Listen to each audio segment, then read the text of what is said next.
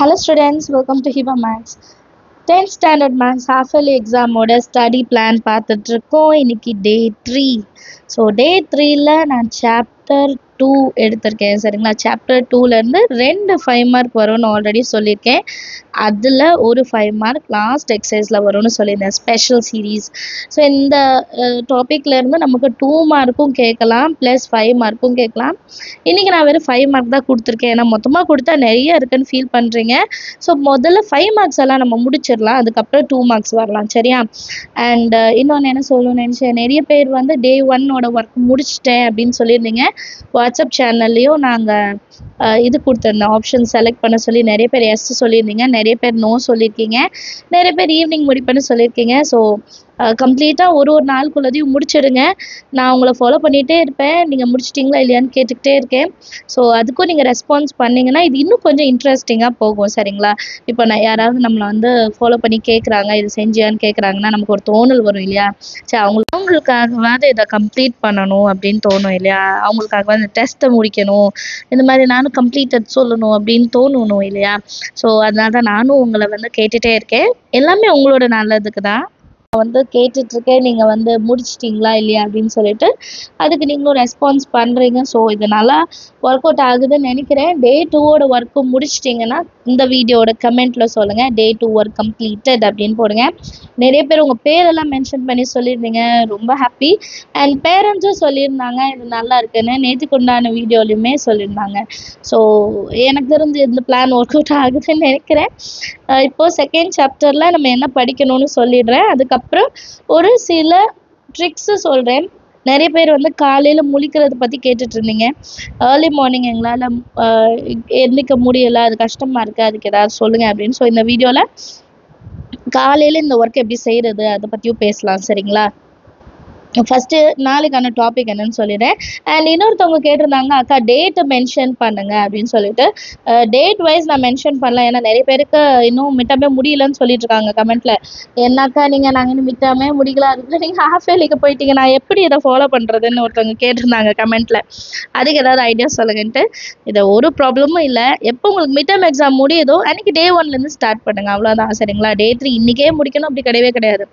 உங்களுக்கு other work இருக்குன்னா அதை முடிச்சிடுங்க. எது ஃபஸ்ட்டோ, இப்போ ஸ்கூலில் மிட்டம் போயிட்டுருக்கா அதை முடிங்க, ஸ்லிப் டெஸ்ட் போயிட்டுருக்கா அதை முடிங்க. அதுக்கப்புறமா நீங்கள் வந்து இந்த சைடு வந்துடுங்க சரிங்களா. டெய்லி கொடுக்குற ஒர்க் day 1லேருந்து ஸ்டார்ட் பண்ணுங்கள். எப்படியோ இது வந்து 10th மேக்ஸ் ஸ்டடி பிளானோட பிளேலிஸ்ட்டில் தான் இருக்குது. அந்த பிளேலிஸ்ட்டில் நீங்கள் வந்து பார்த்தீங்கன்னா கண்டினியூஸாக இருக்கும், day 1 என்ன day 2 என்ன, அதில் ஆல்ரெடி நான் ஸ்டடி பிளான் கொடுத்துருப்பேன், அதெல்லாம் இருக்கும். ஸோ எல்லாமே 1 by 1 அப்படியே நம்ம கவர் பண்ணுற மாதிரி ஆகிடும். எதையுமே ஸ்கிப் பண்ணாதீங்க, அதுதான் மெயின் சரிங்களா. ஸோ ஃபஸ்ட்டு வந்து எக்ஸாம்பிள் 5.28, இது ஒரு 5 மார்க்கு. அடுத்தது வந்து ஃபர்ஸ்ட் எக்ஸசைஸ் ஸ்பெஷல் சீரீஸில் செகண்ட் கொஷின்லேருந்து 6th கொஷின் வரைக்கும், அப்போ 1 2 3 4 5 எக்ஸாம்பிள் 1 மொத்தம் 6 சம்ஸ் தான் இன்றைக்கி கொடுத்துருக்கேன் பாருங்கள். ரொம்ப கம்மியான சம்ஸ் தான். ஃபஸ்ட் டேவாவது 10 கொடுத்துருந்தேன், இப்போ 6 சம்ஸ் தான் கொடுத்துருக்கேன். ஆல்ரெடி நீங்கள் சால்வ் பண்ணாதவங்க day 1 சால்வ் பண்ணலன்னா கூட பெண்டிங் வச்சுருந்தீங்கன்னா அதையும் முடிச்சுட்டு இதையும் முடிக்க பாருங்கள். First question sum of natural number கொடுத்துட்டு கியூபிக் ஓடுது கேட்குறாங்க. ஸோ ரெண்டுத்தோட ஃபார்முலா தெரியணும். ரொம்ப ஈஸியான சம், ஆனால் 5 மார்க், யோசிச்சு பாருங்கள். அடுத்தது அப்படியே ரிவர்ஸ், கியூபிக்கோட வேல்யூ கொடுத்துட்டு சம் ஆஃப் நேச்சுரல் நம்பர்ஸ் ஓடுது கேட்குறாங்க. அடுத்தது how many terms of series should be taken to get the sum s of n கொடுத்துட்டு என்னோட வேல்யூ என்னன்னு கேட்குறாங்க. அடுத்தது sum of cubes of first n natural number கொடுத்துட்டு வேல்யூ ஆஃப் n, ரெண்டுமே ஒன்று தான். சம் என்னன்னு கொடுத்துட்டு n. ஸோ ஒரே மாடல் தான். நிறைய பேர் கேட்குறீங்க அந்த ஸ்கொயர் ரூட் சம்மில் இது ஒரே மாடல் தானே, நான் ஒரு சம் போட்டு பார்த்தா போதாதான் 4 சப்டிவிஷனில் அப்படின்ட்டு.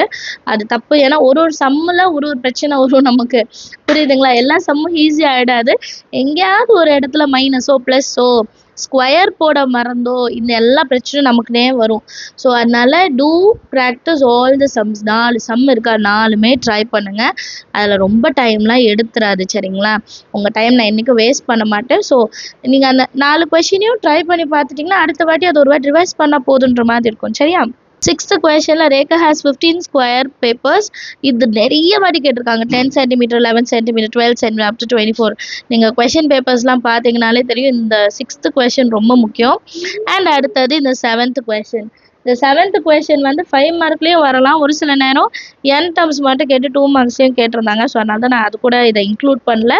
டோட்டலாக இந்த 7th கொஸ்டினும் நம்ம சேர்த்துட்டோன்னா நமக்கு மொத்தமாக 7 சம்ஸ் இல்லையா? ஸோ 7 சம்ஸையும் டே 3யோட ஒர்க்காக நீங்கள் நாளைக்கு முடிச்சுட்டு நான் வாட்ஸ்அப்பில் கேட்குறதுக்கும் ஆன்சர் பண்ணிவிடுங்க, சரிங்களா? அதுதான் ரொம்பவே முக்கியம். ஏன்னா ஒரு டைம் எடுத்து நானும் உங்களுக்கு இதை செய்கிறேன் அப்படின்னும் போது நீங்களும் எனக்கு கொஞ்சம் ஓகே இதை முடிச்சிட்டேன் அப்படின்னு நீங்கள் சொல்லும்போது எனக்கு ஒரு சாட்டிஸ்ஃபேக்ஷனாக இருக்கும். அண்ட் இதுதான் ஃபர்ஸ்ட் டைம் நம்ம சேனலுக்கு நீங்கள் வரீங்கன்னா மறக்காமல் நம்ம சேனலை சப்ஸ்கிரைப் பண்ணிவிடுங்க, கூட பெல் ஐக்கானை செலக்ட் பண்ணிவிடுங்க. அண்ட் மறக்காமல் நம்ம ஃப்ரெண்ட்ஸ் சர்க்கிள், நம்ம ஃப்ரெண்ட்ஸ் குரூப்புக்கு வந்து ஷேர் பண்ணுங்கள், சரிங்களா? நிறைய பேருக்கு நம்ம சேனல் வந்து தெரியாமல் இருக்கலாம், இது மூலயமா அவங்க தெரிய வரலாம்.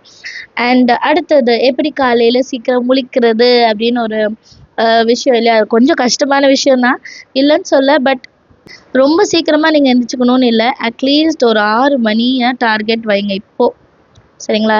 ரொம்ப சீக்கிரமாக முடிக்கணும்னா தான் நமக்கே ஒரு வெறுப்பு வரும். அவ்வளோ தூரம் போக வேண்டாம். 6 AM டார்கெட் வைங்க. 6:30 to 7 இந்த டெஸ்ட் எழுதவும் ஞாபகம் வச்சுக்கோங்க. இன்றைக்கி இப்போ நான் கொடுத்த ஒரு 7 சம்மு கொடுத்துருக்கேன் இல்லையா? அதை வந்து காலையில் டெஸ்ட், இந்த ½ அன் ஹவரில் இதை நான் டெஸ்ட் எழுதணும், நைட்டு படிச்சிடணும், புரியுதுங்களா? நைட்டு நீங்கள் ரிவிஷன் எல்லாம் முடிச்சிடணும், காலையில் டெஸ்ட் டைமிங் மட்டும்தான் வைங்க. எப்போவுமே ஒரு கமிட்மெண்ட் இல்லைன்னு வைங்க, நம்ம எந்த விஷயமும் செய்ய மாட்டோம். எனக்கு ஒரு கமிட்மெண்ட் இருந்தால் தான் கஷ்டமாக இருந்தாலும் பரவாயில்லன்னு செய்வோம். ஸோ அதனால தான் சொல்கிறேன், நைட்டு ரிவைஸ் பண்ணிவிடுங்க. நைட் எப்போவுமே நான் இதை அப்லோட் பண்ணிடுறேன். டார்கெட் இல்லைன்னா நம்ம எதுவுமே செய்ய மாட்டோம். ஃபஸ்ட்டு அந்த டார்கெட்டை செட் பண்ணுங்கள். உங்களோட டார்கெட் என்ன? காலையில் முழிக்க முடியல, அது கஷ்டப்படுறோம்.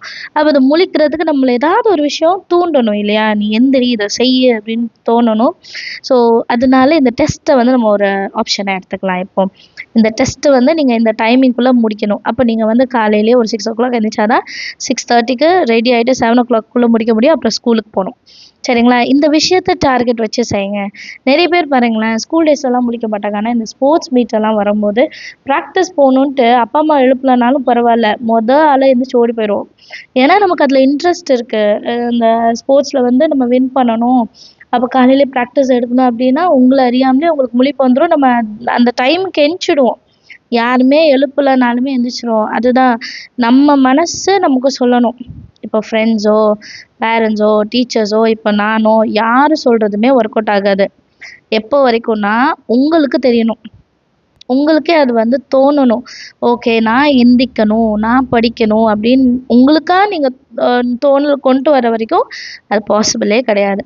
ஒன்ஸ் நீங்கள் அண்டர்ஸ்டாண்ட் பண்ணிட்டீங்க, ஓகே நான் காலையில் எந்திக்கிறது தான் எனக்கு நல்லது, என்னோடய ப்ரிப்பரேஷனுக்கு நல்லது அப்படின்னு நீங்கள் நினச்சிட்டிங்கன்னா நோபடி கேன் ஸ்டாப் யூ, புரியுதுங்களா? ஸோ இதுதான் விஷயம். இதுதான் இந்த வீடியோவில் சொல்லணும்னு நினச்சேன். அண்ட் இதே மாதிரி வேறு ஏதாவது உங்களுக்கு கஷ்டமாக இருக்குது, இப்போ நான் 10 சம் போட நினைக்கிறேன், 5 சம் தான் போட முடியுது, பேலன்ஸ் போட முடியல, அந்த மாதிரி நீங்கள் நினச்சாலுமே கமெண்ட்டில் எழுதுங்க. நாளைக்கான வீடியோவில் நான் அது எப்படி ஃபாலோ பண்ணுறது, அதை எப்படி ஓவர் கம் பண்ணி வர்றது அப்படின்னு சொல்லிட்டு நான் நாளைக்கு வீடியோவில் சொல்கிறேன், சரிங்களா? ஸோ இந்த வீடியோ கண்டிப்பாக உங்களுக்கு யூஸ்ஃபுல்லாக இருந்திருக்கும்னு நினைக்கிறேன். மறக்காமல் லைக் பண்ணிவிடுங்க. நீங்கள் லைக் பண்ணால் தான் அடுத்தடுத்த வீடியோ செய்கிறதுக்கு எனக்கு ஒரு மோட்டிவேஷனாக இருக்கும். தேங்க்யூ ஸோ மச் ஃபார் வாட்சிங்.